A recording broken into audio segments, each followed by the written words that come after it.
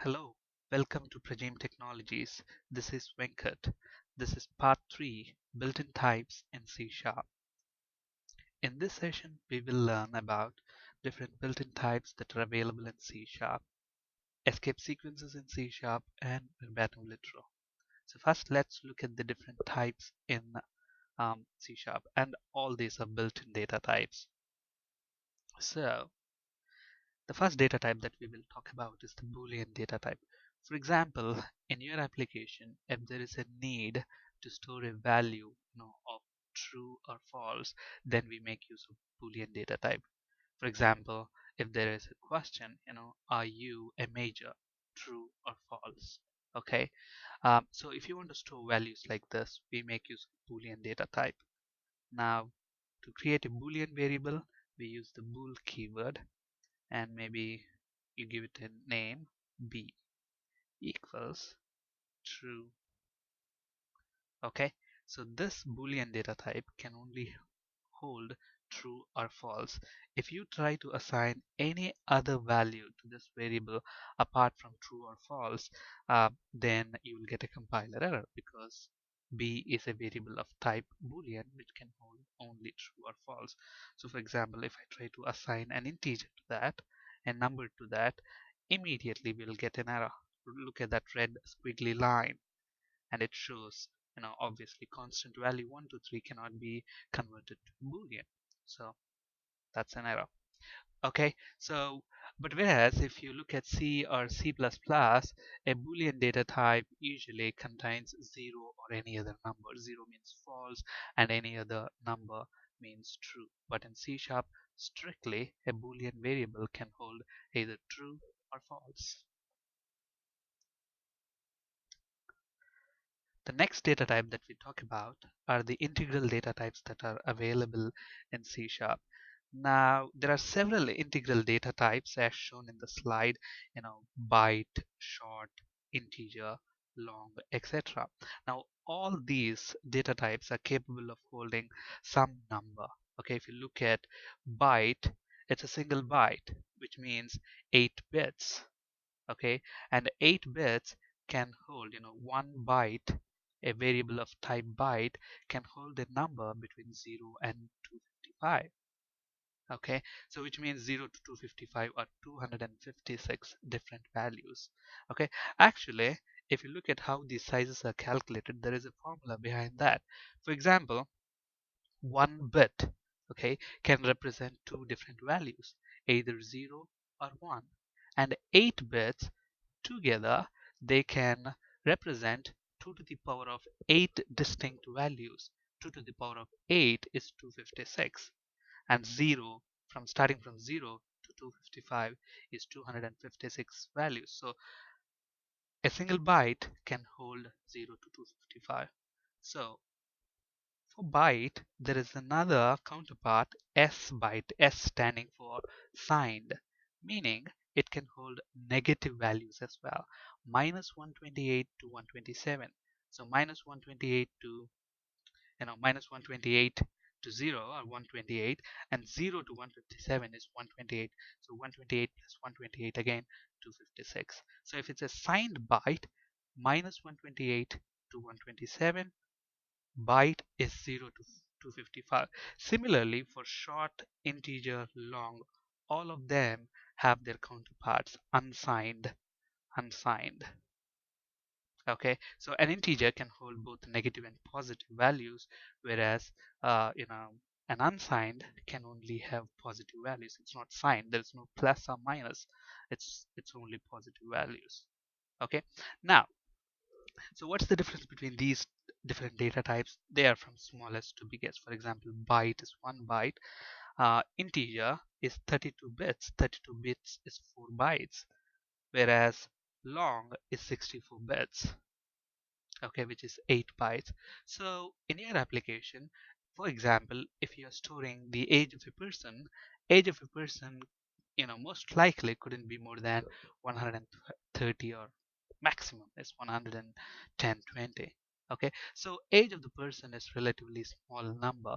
So to store something like that, probably byte is more than enough. Okay, but whereas if you're storing the population of a country, then probably in that case you may choose integer data type because that's a little bigger number, and population of a country is always a positive number, so probably you want to use unsigned integer. Or if it's much bigger, then probably you can go for long.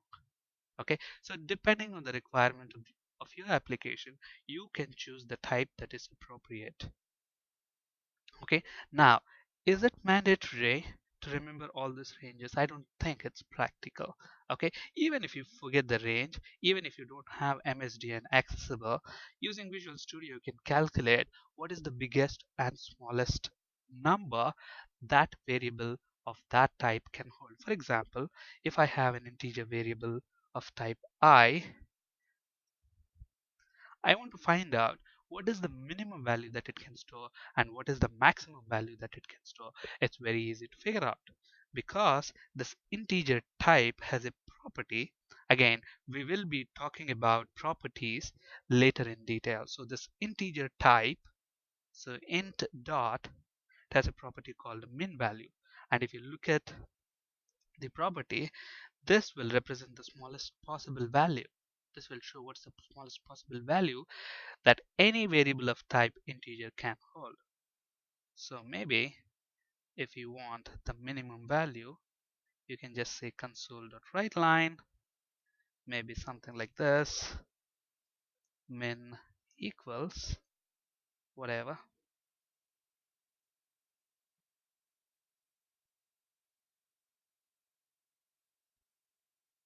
So now if we go ahead and run this, obviously it will show what's the minimum value, and if you compare this with what's there in MSDN, it is exactly similar.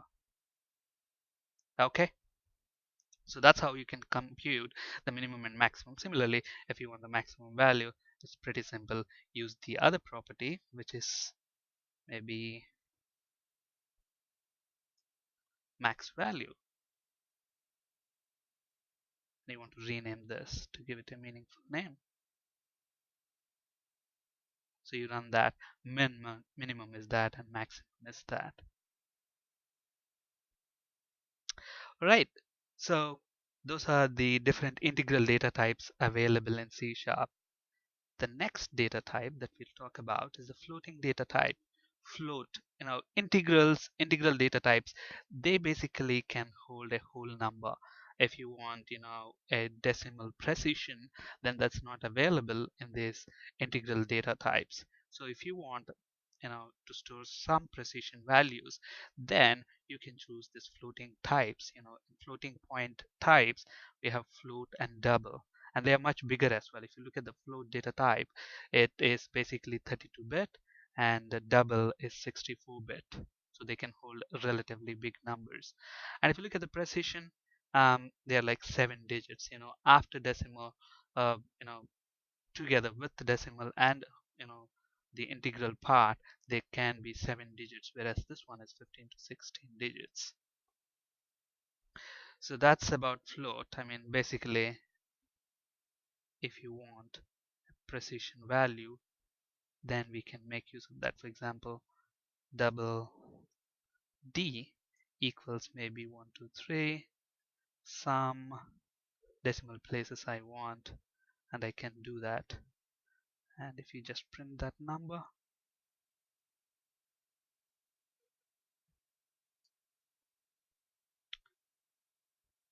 so but whereas if you do that with a variable of type integer, it won't be able to hold that decimal part there.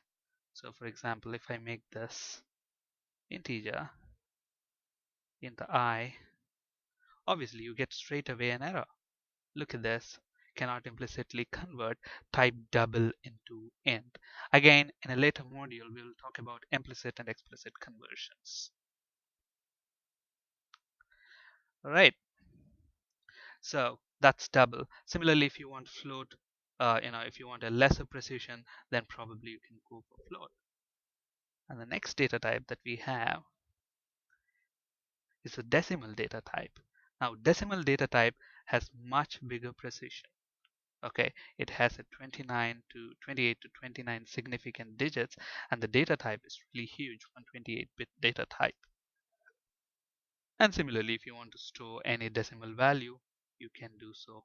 The type of that is decimal d equals whatever is the decimal value that you want to store. So these are different data types that are available in C sharp. Depending on the requirement of your application, you choose the data type that is most appropriate. All right. Um, we will talk about the string data type, escape sequences, and verbatim literal in our next video in part 4. Thank you for listening. Have a great day.